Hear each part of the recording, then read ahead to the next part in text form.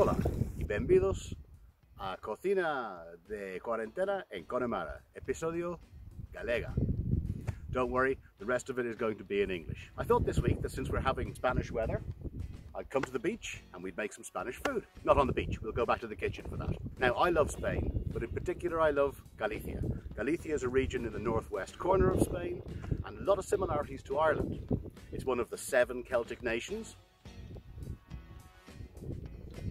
And yes, Pat, Kerno.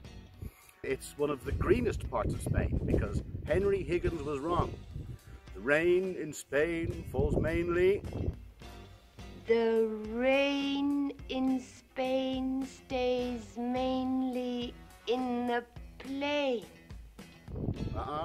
In Galicia. I know, it's not as catchy, but, you know, it's true. Galicia is also well known for being the end point of the Camino de Santiago, the pilgrimage where you go and visit the city of Santiago de Compostela, where supposedly St. James's bones are buried. Now, there's also an Irish connection there, because we all know Guinness. And Guinness is made where? Yes, St. James's Gate, which is where you used to get the boat to go on your pilgrimage to Santiago. This week, we're going to have tortilla, gambas al ajillo, berenjena frita. So let's get back to the kitchen and get cooking. We're back from the beach and into the quarantine kitchen itself. Now, what equipment do we need for this wonderful Spanish feast? Now, I know that Jane used to always say that cooking starts with an onion. I, however, would go even earlier than that and say that cooking starts with a chopping board and a good sharp knife. Now, we will also need 2 frying pans. One frying pan must be small enough that a plate will fit comfortably over it, like that. We will also need various bowls and a wire rack. I've got a grill here to drain the oil. And that is it, I promise. No surprises this time. So, what ingredients do we need for this wonderful Spanish feast? Now, there are 3 parts to this, but each part is very simple, with simple, straightforward, but delicious ingredients. First, we have our gambas al ajillo, or garlic prawns, for which we will need some prawns. Now, I've got frozen shell-on king prawns. We'll need some parsley, some garlic. I have about 7 cloves there. We need 1 chilli. Red would be better, but I haven't got any. Basically, anything that's not too hot. We don't want to overpower the flavour. A little bit of paprika, some dry sherry, and finally, some olive oil. Now, I'm using the normal olive oil, not extra virgin. Extra virgin is A, too expensive to waste on frying, and B, actually has a lower smoke point, so it's not as good for cooking. Next, we have our berenjena frita, or fried aubergines. And all you need are, unsurprisingly, an aubergine, not the emoji kind, some flour, and some salt. That's it. And finally, we have our tortilla española, or Spanish omelette.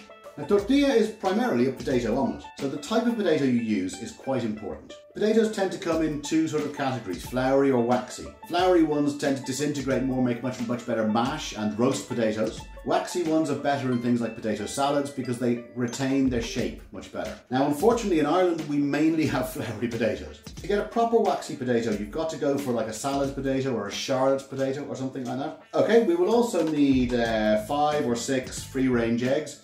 Exactly how many eggs and potatoes you will need will depend on the depth or width of your frying pan. You want to get it quite full. And lastly, and somewhat controversially, you will need 1 onion. I say controversially because there's no greater way to divide Spaniards than the inclusion of onion in tortilla. Nobody agrees on it. Half of Spain currently thinks I'm a total heretic. It's a bit like Trump in America or Roy Keane in Ireland after the 2002 World Cup. Now, I'm going with the onion because that's how my sainted mother does it. Now, my mother may be wonderful in many ways, but she is not, I think by our own admission, an amazing cook. There was one thing, however, that she is famed for, and that is her tortilla. So, this is her recipe from Andalusia in the 60s. Now, before we get on to the prep, a quick note for the fans of the cooking cardigan. I'm afraid it's just too hot. But not a bad penny, eh? I'm also conscious that the last video was longer than War and Peace, so I'm not making you watch me peel all of these potatoes. We're going to chop them quite fine. Little trick, take your potato, cut a thin slice off the bottom, and then it will rest. From there, chop them. And there we have it. Now, before I started, I measured that the size of this bowl was about the same size as this pan, so I know it's going to be full. Next, for our aubergine, we want to slice it into rounds. Take off the bottom one with the end of it, we don't like that one. And then into reasonable sort of big, thick crisps. If you have them too thin, then they just end up disappearing almost. Now that should probably be enough for me. Now, next, important, take some kitchen paper or toilet roll or some sort of paper and lay it out on a plate. Place our aubergines, our berenjenas on top. Now, these contain loads and loads and loads of water. Just turn into mush if you fry them. So, sprinkle some salt over the top, turn them over, and do the same.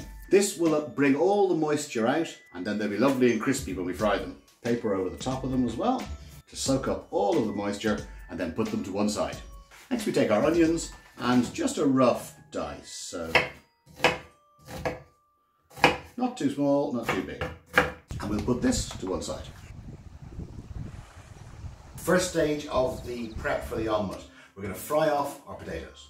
So in our larger frying pan, of the two that we have, we're going to turn the heat on to high and get the olive oil in. Remember, you're going to be almost making little mini chips, so you need a good amount of oil in here. Don't worry, we'll also use the same oil afterwards to fry both aubergines and the prawns. So we'll wait for that to get up to heat and get our potatoes in. Our oil looks nice and hot. To test it, throw one in. Perfect, okay. So let's get them in. Let's try to put them in individually and carefully. Now, there'll probably be 2 or 3 batches of these. Cook until they're nice and light golden. Now, I know it may seem counterintuitive because they look like they're deep frying, but there is more heat coming from the bottom, so you will need to flip them over. Now, look at that. These guys are ready, lovely and light golden brown. So put them onto our grill, let the excess oil drain off, or you can use paper towels. Turn the heat back up and get the next batch in. And we are nearly there. And that is the last batch of our potatoes, nicely cooked. Now let's turn it down so the oil doesn't get too hot while we remove these little guys. Now I've reserved most of the oil that we used and just left a tiny bit in the pan. Turn on to a medium heat and in go our onions. And we'll fry these until they're just light golden brown, like the potatoes. And while the onions are cooking away, let's get on with the eggs. So into a large bowl, 5 eggs. And if like me you've got a little bit of shell in there, use the shell itself to remove it. By far the easiest thing. There we go.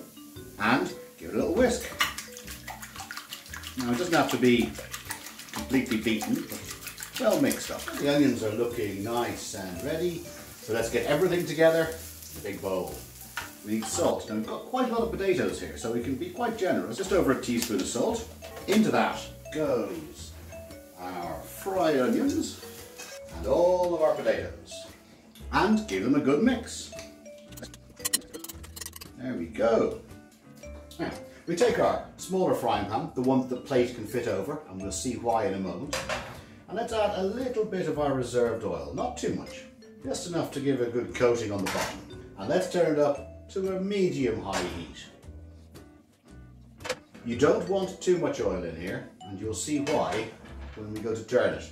Now, you should be able to see the oil becoming less viscous, and that means it's heating up. But to make sure, let's get a little tiny bit of the egg mixture and drop it in, see what happens. There we go. It needs to fizz up a little bit quicker than that. We are ready. Okay, so in goes our mixture. And we want to spread it out so everything's more or less even. And now, still not on a high heat. We want this on a sort of a medium-low heat.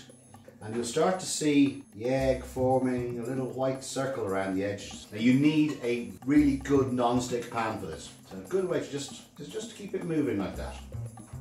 There we go. And now, this will probably take maybe 5, 6, 7 minutes probably on the first side. And then we'll turn it over. Always with a little spatula, going around the edge, making sure we're not sticking. And a little movement every now and again. Now it's been about 5 minutes and we can see that it's pretty, the edges of it are definitely cooked. The middle is still not cooked, but that's fine. And it's holding together as a lump when we move it around. So now's come the time, the difficult part of turning it. Over a sink, I advise, we carefully place our plate upside down over the top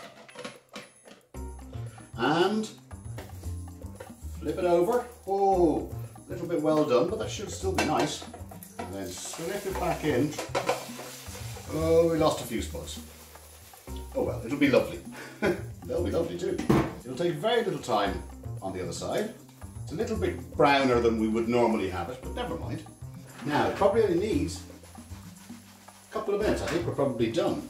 And what we can do is we can hide our slightly dark underside. Very simply, flip it back over.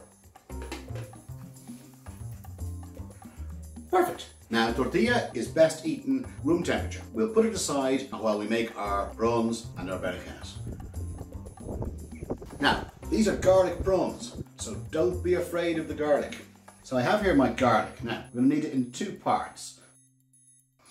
3 little ones. First, the remainder of the garlic cut in slices. If you remember the scene in Goodfellas. He used to slice it so thin that it used to liquefy in the pan with just a little oil. So, nice and thin. Next, our prawns, nicely defrosted. First thing we need to do, remove the shell. So don't throw them away, but take them off to one side. As you can see, this one has not been deveined. That's their digestive tract, so I advise removing it. Very simple. Just pull it out. There we go. You might need to split the end a bit here. Get the rest of it out. Otherwise, you are eating whatever it had for dinner. There's a nice prawn into the bowl with the minced garlic. And we repeat.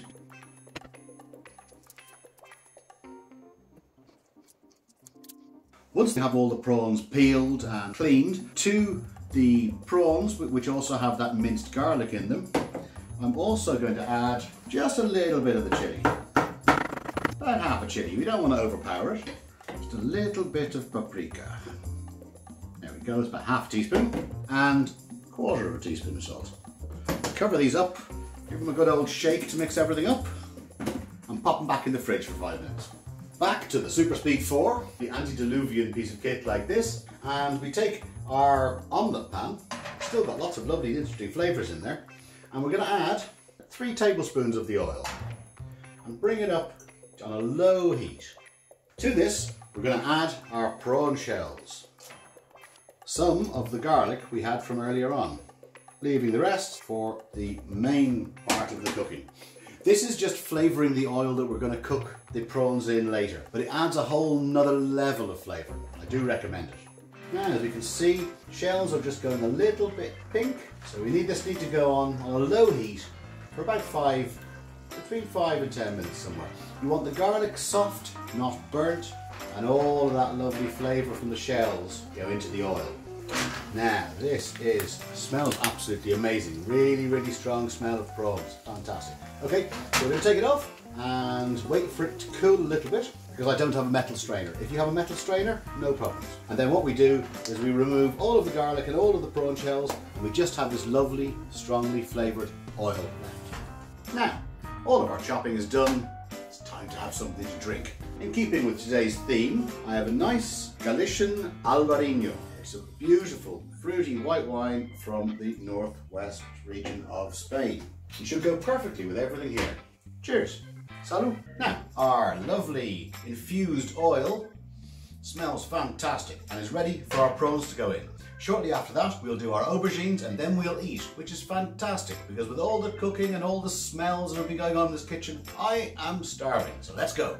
Now I've got our oil over a medium heat, not too hot, we don't want to burn things. And into that goes our garlic, lots of lovely slices of garlic.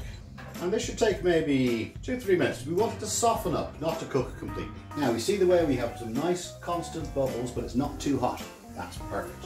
We know our garlic is getting close to being done because it's sticking to our spatula here. Now, because we're going to add cold fish or cold prawns, turn the heat up a little bit and then get our prawns in. Give them a good mix. separate and all coated. This really won't take very long at all. Now, they're just curling up and starting to turn pink. So, time for our sherry. I've got about just over 50 mils of sherry here. In it goes. Turn this up to get that up to temperature. And maybe 2 more minutes, maximum. Don't overcook your prawns. That should do us. Now, sacrifice one prawn, chop it in half, make sure it's cooked all the way through. Oh yeah. No problems, we are ready. So, just at the end, in with our parsley or perejil.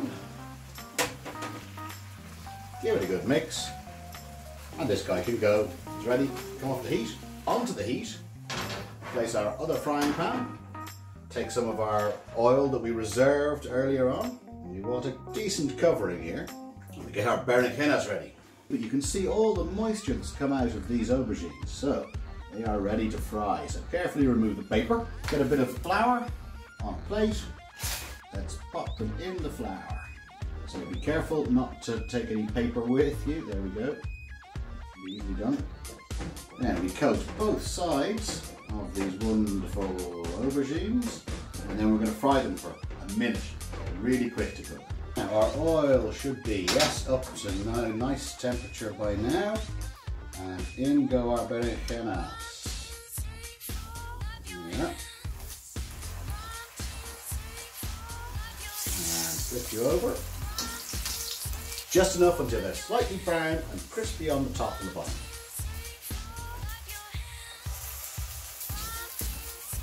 Almost, oh yes. Whoa, go. Last one. Yes, okay, so. Now, we're ready to plate up. Onto this wonderful old tray I found goes a couple of slices of tortilla, our wonderful garlic prawns, our berenjena fritas, and then I've also, did buy these, a little bit of jamón serrano, chorizo, queso manchego, y anchoas rellenos. And just to be a little bit healthy, little salad, some crusty bread, and our obligatory glass of Aubergines. Now, isn't that a Spanish or Galician feast fit for a rey? Now, it's still a beautiful day, but got a bit windy in the evening, so I've come to a more secluded part of the garden. Still a lot of wind noise, but not so much actual wind. Before I tuck into this wonderful outdoor feast, I'd like to say hi to everyone in Galicia. Hi Lou, Tista and little Maria, Richard, Anolo, all the boys, and also to mi palomita in Campo Real. Thanks to everyone who's watched, enjoyed, liked, more coming. Okay, bye.